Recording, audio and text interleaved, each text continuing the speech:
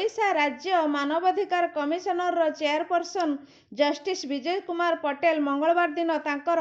ଏକ ଦିବସୀୟ ରାଉରକେଲା ଗସ୍ତ ସାରି ଫେରି ଯାଇଛନ୍ତି।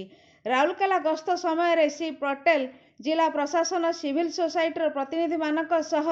ସହର ତଥା ଏଠାରେ ବସବାସ କରୁଥିବା ବିଭିନ୍ନ ବର୍ଗର ଲୋକମାନଙ୍କର ସମସ୍ୟା ଉପରେ ଆଲୋଚନା କରିଥିଲେ। ସିଭିଲ ସୋସାଇଟି ପ୍ରତିନିଧିଙ୍କ ବ୍ୟତୀତ ସେ ଜିଲ୍ଲାପାଳ ନିଖିଲ ପବନ କଲ୍ୟାଣ ଏବଂ ଅତିରିକ୍ତ ଜିଲ୍ଲାପାଳ ଅବେଲି ସୁନୀଲ ନରବାନଙ୍କ ସହ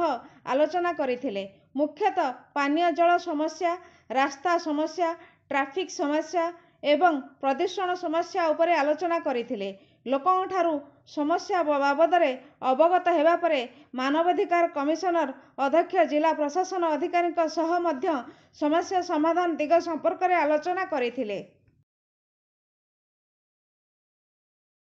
प्रथम मीटिंगटा कली रिप्रेजेंटेटिव सिविल सोसाइटी बोले मुझे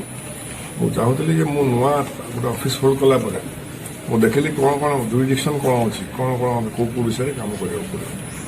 एत भास्ट अच्छी कि मुझे unless I meet the stakeholders से स्टेक होल्डर्स भी तो समस्ते आस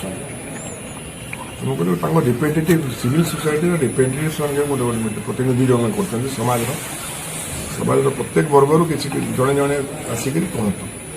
प्रथम मीटिंग कला सुंदर बहुत बड़ा मीटिंग है जो बड़ा मीटिंग है हुए इंटरेक्शन ठीक हो पारे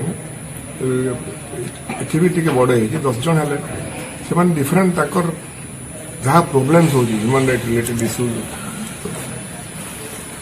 ट्रैफिक प्रोब्लेम्स हो पोल्यूशन प्रोब्लेम हो एनवायरनमेंट